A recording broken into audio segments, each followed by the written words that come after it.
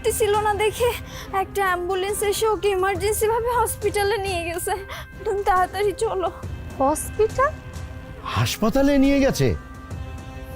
কি যে করে না, মানে স্যার ঘন্টাখানিক আগে আমার কাছে একটা ইমেল আসছে, আজকে নাকি ম্যাজিস্ট্রেট আসবে আমাদের স্কুল পরিদর্শন করার জন্য। সে যে কোনো মুহূর্তে। ম্যাজিস্ট্রেট আসবে? কখন আসবে? কখন? স্যার আসবে কি, উনি তো অলরেডি চলে আসছে, উনি তো সেই ম্যাজিস্ট্রেট। এই, আপনার মাথা মতো ঠিক আছে? কাকে কি বলছেন? জি স্যার, আমার মাথা সম্পূর্ণ ঠিক আছে। আমি আজকে সকালে একটা নিউজে তাকে দেখেছি, আর সেখানে শুনেছি সে অনেক অনেস্ট। সে যেখানে যায় সেখানে অন্যান্য মানুষ ক্রাইম করতেও ভয় পায়। আর যদি উনি জানতে পারে যে কোনো সরকারি অফিসার কোনো দুর্নীতির সাথে জড়িত বা কোনো কুকর্ম করছে, তাহলে তো তার বিরুদ্ধে সাথে সাথে অ্যাকশন নেয়, সাথে সাথে তাকে সাসপেন্ড করে, ইভেন তার বিরুদ্ধে কঠোর অ্যাকশন নেয়। Magistrate? Sir sir sorry sir, আসলে আপনাকে না চিনতে পারিনি, এজন্য অনেক আজে বাজে কথা বলে ফেলেছি। স্যার স্যার প্লিজ স্যার, কিছু মনে করবেন না। স্যার স্যার স্যার আপনি এখানে কেন দাঁড়িয়ে আছেন? চলেন আমার অফিসে, চলেন, চা নাস্তা খাবেন, চলেন প্লিজ স্যার। চুপ করুন, আর একটা কথা বলবেন না। এতক্ষণ পর্যন্ত আপনারা সবাই দাঁড়িয়ে আমাকে অপমান করছিলেন, আর যেই জানতে পারলেন যে আমি ম্যাজিস্ট্রেট, অমনি আমাকে আপ্যায়ন করতেছেন, আমার খাতিরদারি করতেছেন। এই সব কাজ করার আগে আপনাদের একটাবার লজ্জা করলো না? আপনাদের বিবেকে বাঁধলো না? আচ্ছা বাবা, তুমি আমাকে বলো তো, এই শিক্ষকরা, এই প্রিন্সিপাল তোমাদের সাথে কি ব্যবহার করে আর কি কি কাজ করে তোমাদেরকে দিয়ে? দেখো, একদম ভয় পাবে না, যেটা সত্যি সেটা বলবে। আমি এখানে আছি, বলো। আসলে স্যার, আমাদের হেডমাস্টার এবং ক্লাস টিচার ওনাদের বাসায় আমাদেরকে প্রায় পাঠায়, আজকেও পাঠিয়েছিল, কিন্তু আমাদের মধ্যে একজনকে সাপে কামড় দিয়েছিল। তখন আমরা তাকে অনেক ডাকাডাকি করেছি, কিন্তু সে ওঠেনি। তখন তাকে হসপিটালে নিয়ে গিয়েছে। সব দোষ এই স্যার আর এই ম্যাডামের। ওনারা যদি আজকে আমাদেরকে না পাঠাতো তাহলে আজ এরকম হতো না।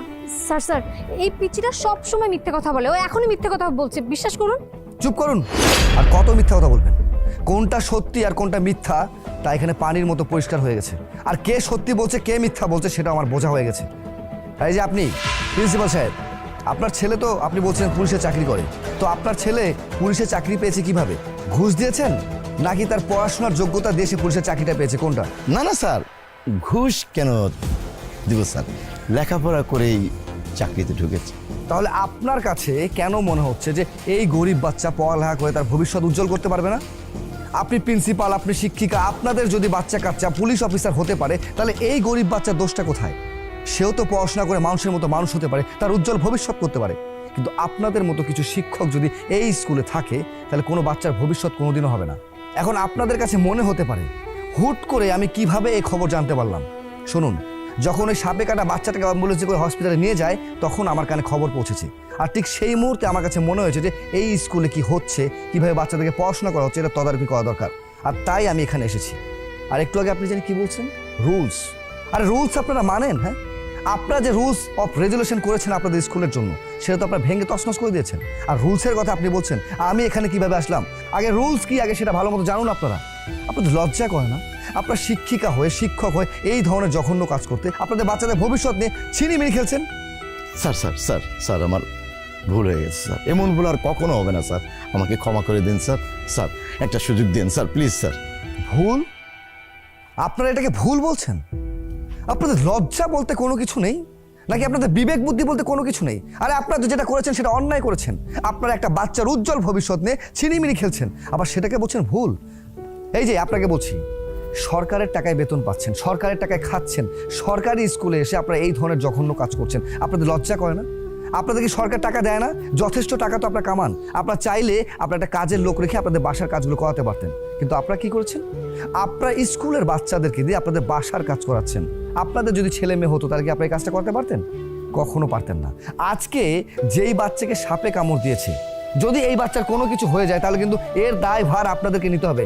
যদি বাচ্চা মারা যায়, তাহলে কিন্তু আপনাদের সবারই যাবজ্জীবন জেল হবে।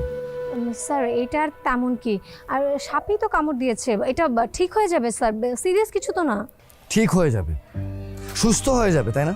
খুব সহজেই এই কথাটা বলে দিচ্ছেন। আচ্ছা, আজকে যেই বাচ্চাটাকে সাপে কামড় দিয়েছে, সেই জায়গায় যদি আপনার বোন হতো, তখনও কি একই কথা বলতেন? ঠিক হয়ে যাবে, সুস্থ হয়ে যাবে? স্যার এইসব আপনি কি বলছেন? আমার